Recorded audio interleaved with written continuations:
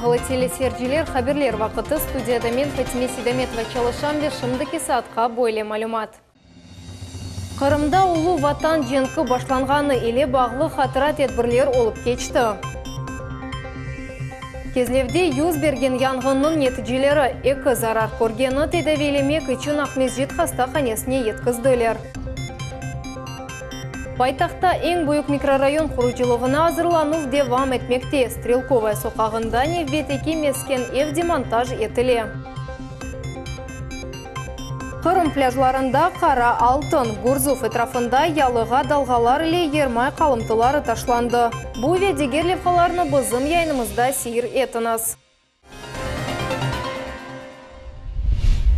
Ахмезжитнің Киев район махкемесі Қырым акимиетінің сабық вице-премьер назиры Олег Казуринны 11,5 елға апске алмақ қарарыны чықарды. Жезаны ошедетлі режим или колонияда кечережек. Бұндан ғайры Казурин 56 миллион рубле пара жезасыны төлемеге мечбур. Она емде 10 ел девамында ребер вазифелерні бежірмеге ясақ етілежек. Тақиқы комитетінің идаресі Казуринның іші бойынша тақиқатны кечкен сене екінледі. Казурин 2017 сенесі февральның 15-інде Ахмезжит ава лиманында Москваға учувдан евел яқаланған еді. О 27 миллион рублелік қабар алувда қабатланған еді. Бүгін Қырым бұтын мемлекет еле кедерлене, бұтын ярымадада улу ватан женкінде еля қолғанларының қатырасына бағышланған тедбірлер кечті. Қатырлатамыз тамам шукуну 1941 сене июнін 22-сінде Алман басқынжылары Совет үкіметіне ұжым еттілер. Бүгін саба эбеди атешке гулер қойылды. Тедбірде ветеранлар пайтақт мұсафырлері ве Жұмқұрет реберлігі іштирак еттілер. Бұндан сон еля қолғанларының қатырасыны сукунет дақасы еле андылар.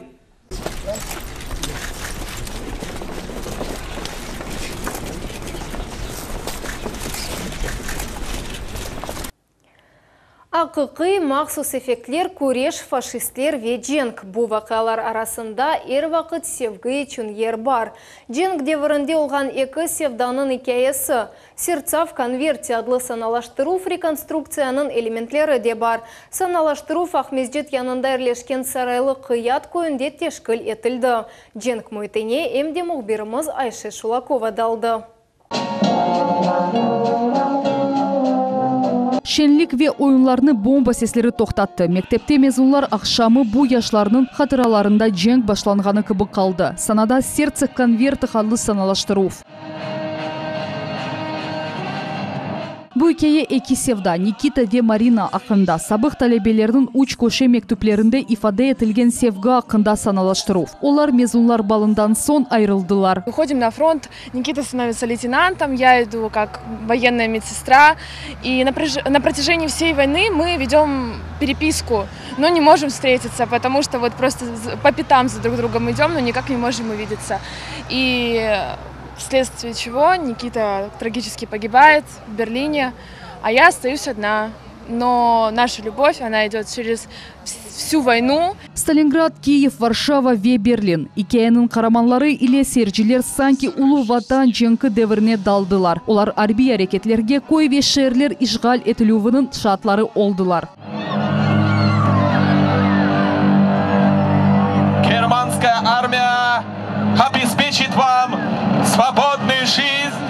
Отечество адлы арби тарихи клубның азасы Виталий Волынко немсе лейтенантының роліні ойнай. Боле реконструкцияда бұл оның бірінші иштирагы дегіл. Душман роліні ойнамақ ағыр, ама керек дей. Скажу, участвую я в этой форме не первый раз уже.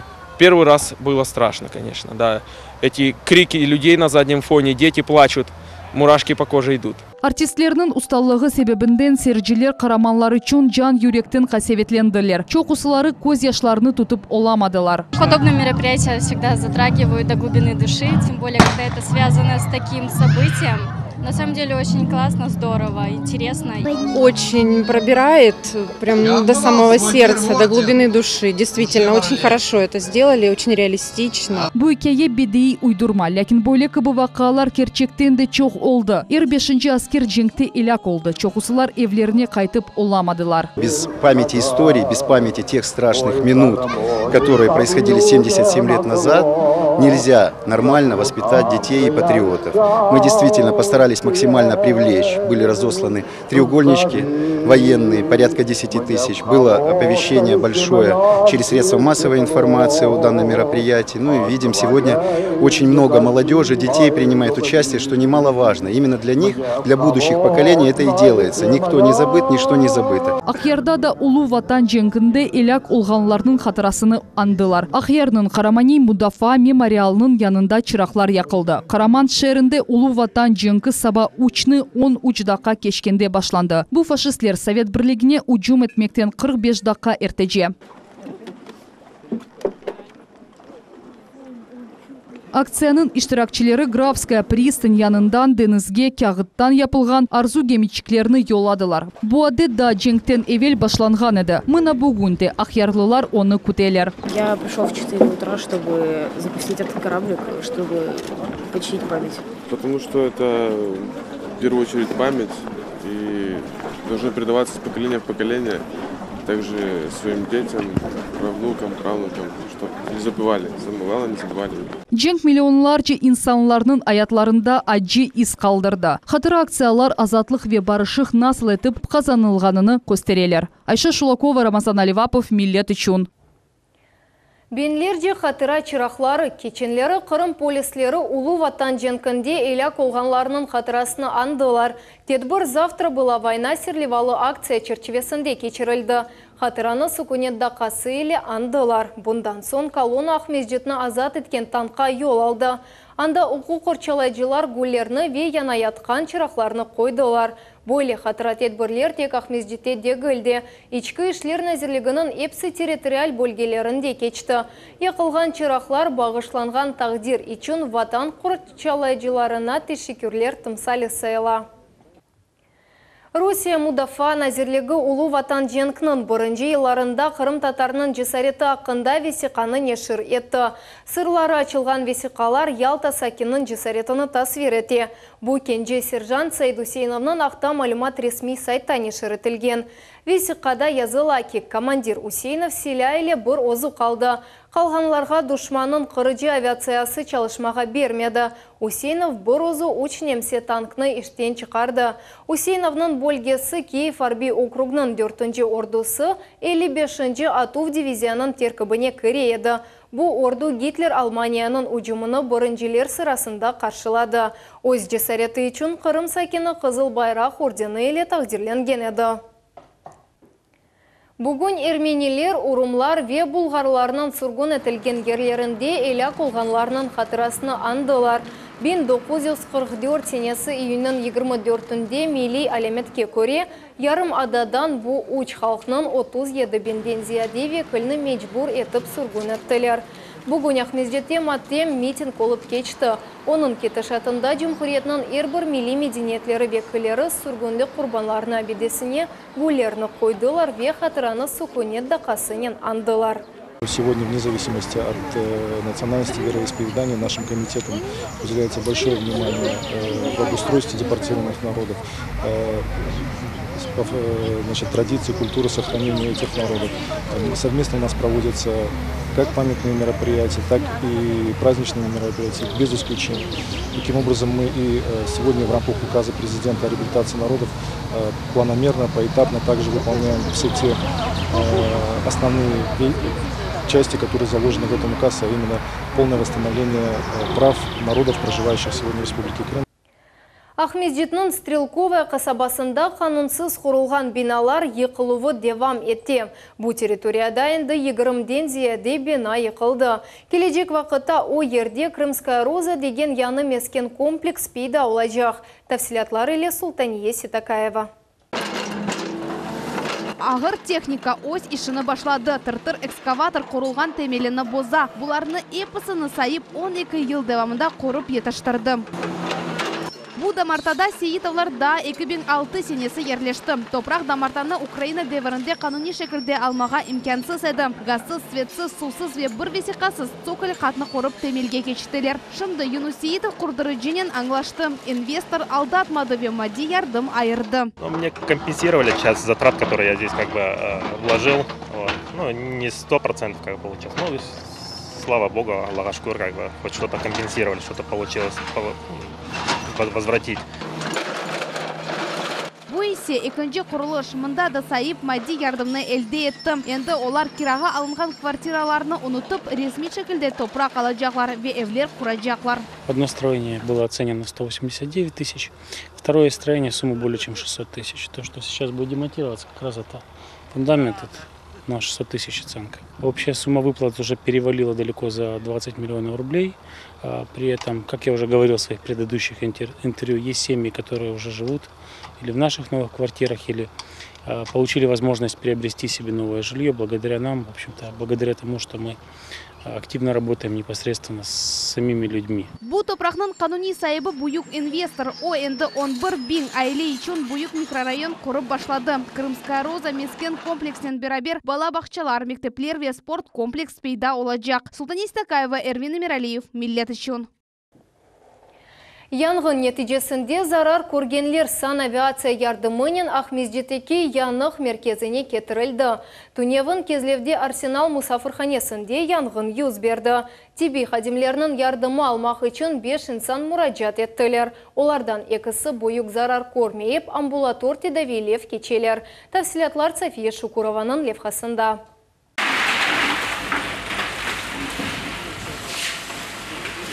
Это страшный треск пожара. На кадрах хорошо видно, горит кровля гостиницы. Очевидцы вспоминают, был огонь и сильное задымление. Черный дым был виден за несколько километров. Мы увидели, что черный дым был сильный. И что люди убегали там, кто, там в трусах, там, в голом торсе, с детьми. Там. В принципе, все. И потом приехали все спецслужбы там, и начали тушить пожар. Все, тушили они его быстро, там, буквально, я не знаю, минут 30-40. По крайней мере, уже пламя открытого не было. И так там, много людей выбегало. Говорят, есть пострадавшие, а дальше не знаю. 3 часа дня было. Подметал там на пляже, смотрю дым, интерес, все такое, может чем-то помочь. Прихожу, а вот отсюда уже, вот чуть дальше, 20 метров, огонь даже был виден. Там, как вы знаете, здание, одно здание, второй этаж выгорел, и этот этаж. Люди даже с окон некоторые выпрыгивали, выскакивали. На тушение пожара и в патарийскую гостиницу «Арсенал» сразу же прибыли пожарно-спасательные службы. В ликвидации происшествия было задействовано около 35 спасателей и 7 единиц техники. Причину возгорания сейчас выясняют эксперты. Они рассматривают 2 версии произошедшего. Крупный пожар мог возникнуть из-за непотушенного окурка или короткого замыкания. По информации главы администрации Евпатории Андрея Филонова, по документам гостиница не была зарегистрирована, соответственно, МЧС не может проверить ее на предмет пожарной безопасности. Площадь пожара к моменту приезда спасателей составляла порядка 200 квадратных метров. Очень высокая пожарная загрузка была, перекрытие, кровля, все это было выполнено с применением горючих материалов. Огонь с крыши перекинулся на номера. Всего задействовано в ликвидации пожара было 7 единиц техники. На месте работала оперативная группа Главного управления МЧС России по Республике Крым, 35 спасателей. Пожар был очень оперативно ликвидирован. В течение часа в 15 часов 20 минут пожар ликвидировали. Силами сотрудников МЧС России с места пожара было эвакуировано 30 человек. Пострадавшие доставлены в Патарийскую городскую больницу. Среди потерпевших 7-летний ребенок. В результате пожара было 5 обращений. 2 человек были осмотрены, оказана помощь и выписаны на амбулаторное лечение. 3 пострадавших были госпитализированы в отделение реанимации. По линии санавиации была осуществлена консультация врачом-комбустиологом в течение часа. Врач был уже у нас, осмотрел пациентов. 2 пациентов были бортом вчера эвакуированы в отделение ожоговое отделение Симферополя. Сейчас решается вопрос о переводе 3-го пациента в ожоговое отделение Симферополя. Состояние пациентов стабильное. Они будут находиться на лечении в ожоговом центре. Процедура лечения ожоговых больных, она всегда продолжительна. Судьба остальных отдыхающих, которые были в гостинице «Арсенал», тоже известна. Их разместили в ближайших отелях Евпатории. София Шукурова, Асан Зевадинов, телеканал «Миллет». Қырым пляжларында қара алтын бұйық Ялта этрafында ялыға далғалар иле ермай қалымтылары ташланды. Бойлекі бішелер атланларға кедер етеве экологик мұйтны бозмақта. Бұ вазиетні мұғберлеріміз анламаға тырыштылар. Это мазут по всему пляжу. Авескерлар чихархан кадрларда кирлі галька көрінер. Эркек бу мазут деп шандырай. Интернет ағында бу видео июнның башында пейда oldu. Шаат айтқанына көре бу Гурзуф шер пляжларының бірідір. Biraz sonra ВКонтакте ичтимай ағының қолданıcıları Ермай ile fotoresimlerini faal şekilde neşir etip başladılar. Мына misal üçün Labrador köpegi denizde yuvunğan son o endi Dalmatines köpeçigine oşay. Bu erkek ise taşlar üstünde güneşte yatkanı sebebinden de çok vakit yazık sanacak. Kullanıcılar böyle tefsirler yazarlar. Промывая танкеры, да и другие суда непосредственно в море, судовладельцы экономят миллионы, а веселая волна потихоньку несет эти смывы к берегам. Это лечебный мазут, Крым же курорт. Ну, теперь бензин должен подешеветь. Ермай mahsulatları nasıl kaçkanı belli değil ve bu asılında oldu mu yok mu? Belki bu fake mazut idi ve keyfiyetli Photoshop. Televizyon grubu ile beraber Kara Altın Hıdırıp Kırım'ın cünubi yalısına yol alamız. Alek ve Natalya Kırım'da evvelere de rahatlana edilir. Yermayını birinci kere rast getirdiler. Gözleri kayıtkan turistler mazut ile kirlengen şeylerini gösteriyorlar. Lekeler aseton ile temizlene dep paylaşarlar. Biz ise benzin akta hatırlatamız. Şeylerini temizlemek için onu da kullanmak mümkün. Вообще все печально и самое интересное, никто не занимается тем, чтобы вот это все убрать. Вот мы приехали отдыхающие за 2000 километров сюда, на минуточку заплатили такие деньги и мы в шоке. Мы едем сюда уже 7 лет и вот такого не было никогда.